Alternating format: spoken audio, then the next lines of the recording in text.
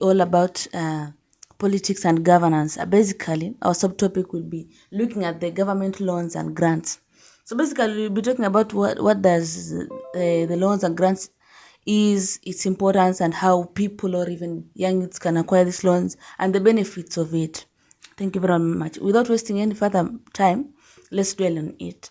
So basically, the government loans and grants, these are financial support programs designed to empower citizens, youths, young women, either so that they can start their own business, to improve their own business, maybe to improve their own lifestyle through business, and through maybe different categories. For example, there are small business owners. So there are many government loans and grant programs. For example, there is one which was invented this early, I think this year, or it has been there but not long enough. It's called a Nyota project. There's also Hustler Fund, Youth Enterprise Funds, Women Enterprise Funds, and Uwezo Fund. So these loans and grants are being provided in county level to stimulate the economic growth and entrepreneurship and also self-reliance of people.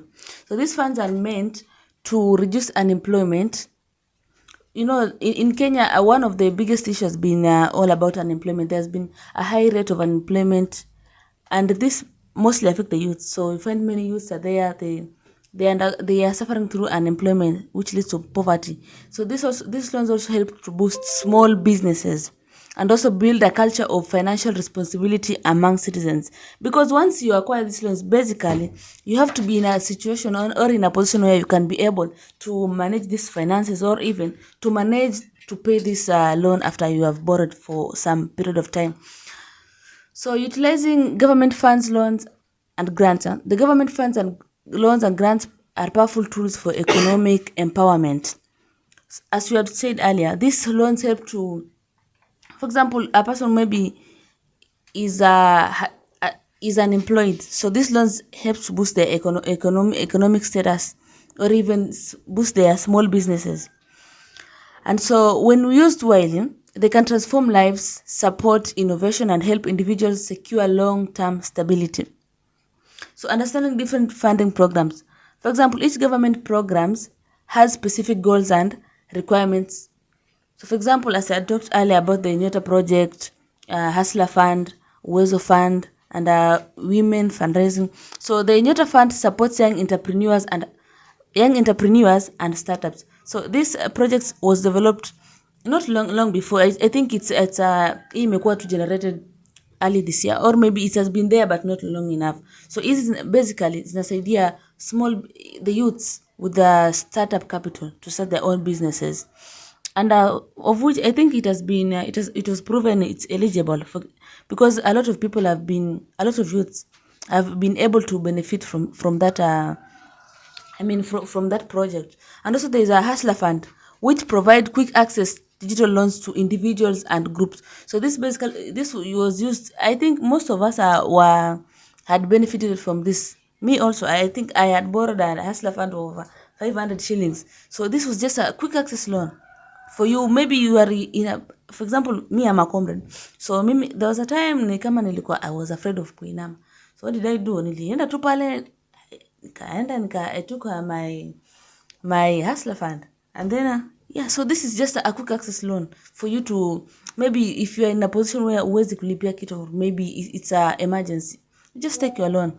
And also there's a Youth Enterprise and Women Enterprise Fund, which target marginalized groups to promote financial inclusion. So this basically Youth Enterprise and a Women Enterprise Fund. So for youths they look at the marginalized areas where the youths maybe they undergo through unemployment. So this is a provider maybe loans in groups. For example, maybe you are a youth of a group of maybe 20 people and you want to start your own projects. So what do? You just go and apply for loan, and then you start that business as a group. Then later on, as it has gained profits, then you have to pay slowly by slowly. And there's also the other one of county-based grants, which support local community projects and small businesses. We have seen this in our counties. I think also NGCDFs also is on the part of county-based grants, which also supports financial assistance to people for students to pay school fees. And that's it's all about. So using funds wisely and responsibility. How so once you have borrowed these funds or you have been given this loan, how do you ensure that you have used these funds very well and wisely and responsibly? So once you access to a loan or a grant, it should be used strictly for the purpose stated in your application. So, for example, if earlier you had said that I want to take this loan maybe to start my own business or to support my own business, just ensure that you are there to what your purpose was at first when you wanted to acquire this loan. So, for example, it's if it was about the business, ensure that the plan which you had earlier, just follow it to the latter. If it's about the business, just go purchase the necessary materials or the necessary raw materials which you needed. So if it's about education, ensure that you go and pay the school fees immediately.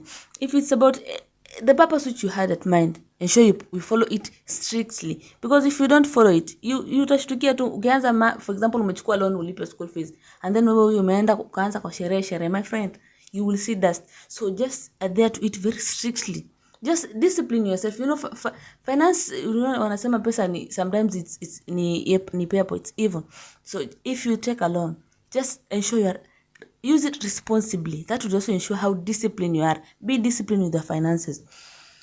And also investing in income generating projects. For example, small retail businesses, framing services, border operations, fashion and beauty. So once you have taken this loan, ensure that you invest it in profit generating activities. For example, kama umechukua loan, you want to start a business, choose a business activity or a business type in ambayo you know that at the end of the day or at the end of the month, this is the profit which I'll be able to make. But if you choose a business or an activity and maybe at the end of the month or at the end of the day, there's no profit you're earning, just do away with that activity or that business idea which you have.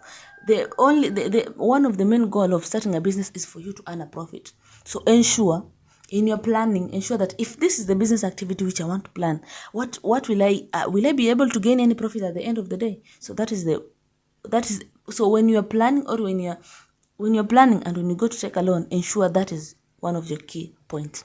So avoiding misuse of funds on personal consumption or non-essential activities, which I talked about it earlier. So just when you take a loan, ensure the main purpose which you had in your mind, follow it to the latter. But if you start to mix up the money which you wanted to take it for, let's say for business, and then you start to use it for personal, you want to pick a share. Just teach yourself to be disciplined with finances, because if you are not disciplined enough with the finances will discipline your life enough. So to our viewers, if you are watching us right now, if you're joining us right now, thank you very much. Welcome. This is Gwira podcast. I'm your host, Patience Maramba. Basically, today the topic is all about politics and governance, and we are dwelling on the government loans and grants. So how are these loans beneficial to us? What are the requirements for you to acquire a loan, and how can you manage your finances once you have acquired a loan? So without wasting further ado, let's continue. So tracking how every shilling is spent by keeping proper financial records. So for example, you had taken a loan of 20,000 shillings and you said, I want to start this and this business. So you have to take a track.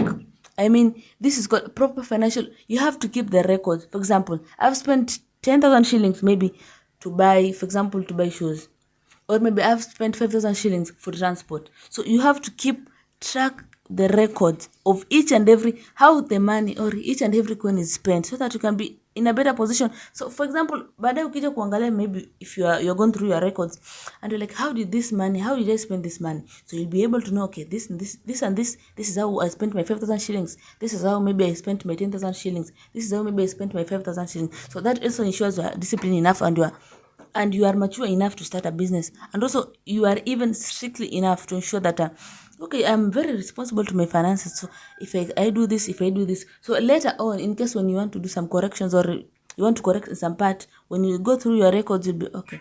So this and this, so I've been able to do this. Maybe I'm not supposed to do this. I have to improve on this juncture. So the benefits, what are the benefits of proper utilization? So once you've gotten these loans or grants, how do you utilize them? What is the benefit of you maybe utilize them well, in a better position? So one of it is growth in small businesses and local economies.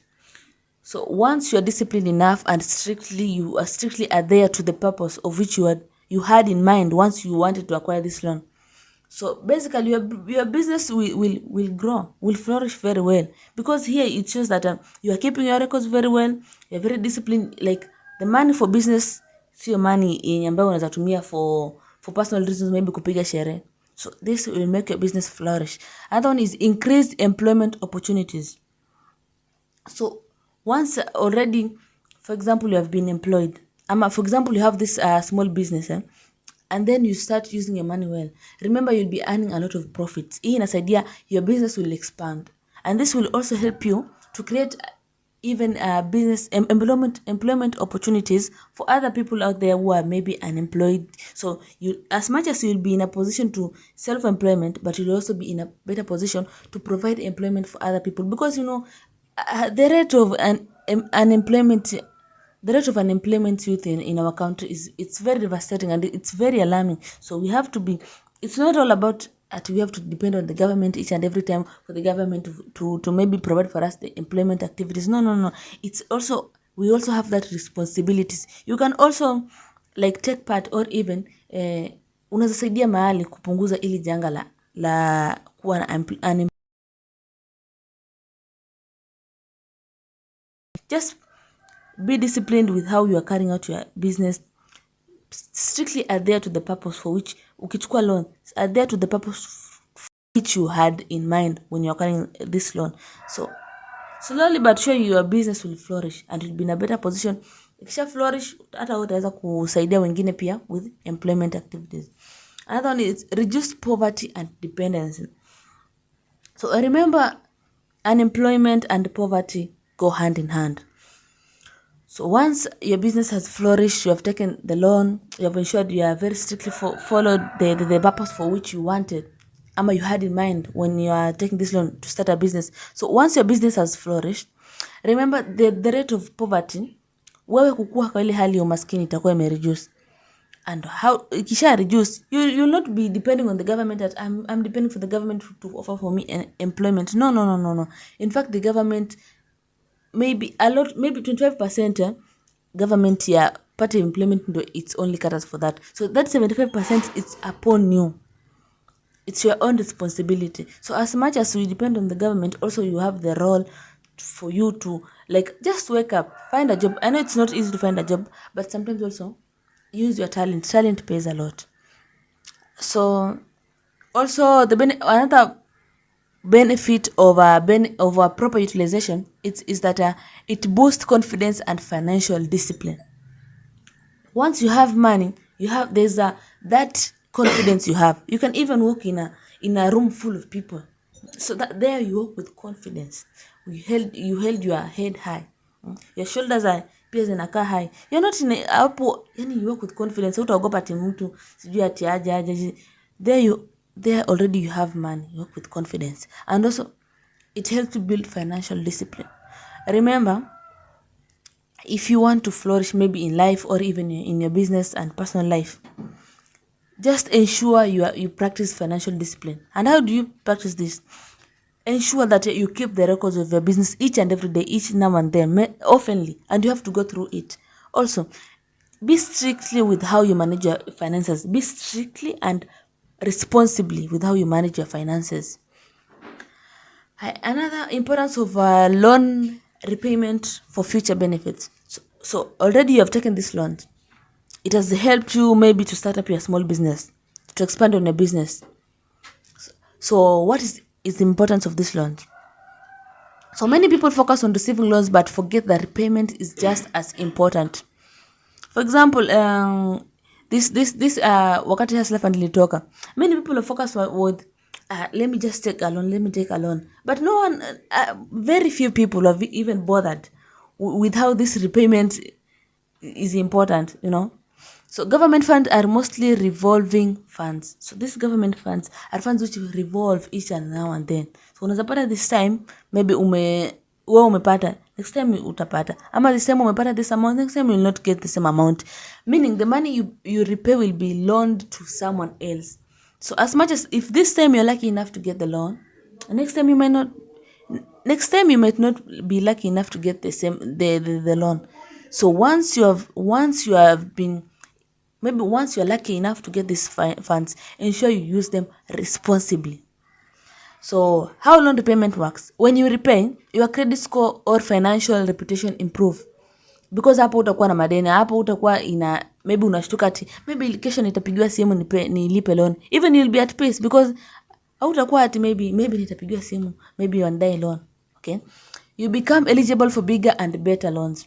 So once you have repaid the loans, remember already create the trust, maybe with the corporate, maybe with the bank which you had taken the loan, from the person. So the next time you'll be even eligible enough to take even better loans. For example, the same umechukua 50,000, next time after you have ensured that wamekutrust, next time hata unaweza kupatia 1 million ama maybe 100,000, and that hiyo sequence inaenda ikiongezeka. So government programs can continue supporting more people. So once you have ensured umepay hizo loan, kumbuka hiyo pesa it's unapatiwa so that you can pay back, maybe with some little profit ama little interest, ndio ile wengine pia baadaye wapate hizo loans. So wakati sasa huo, for example, maybe you have taken the loan and have not repaid it back. So how do you think the other person will be in a better position to benefit from the same loan? So unapata hata yule mwingine, the other person will not get the loan.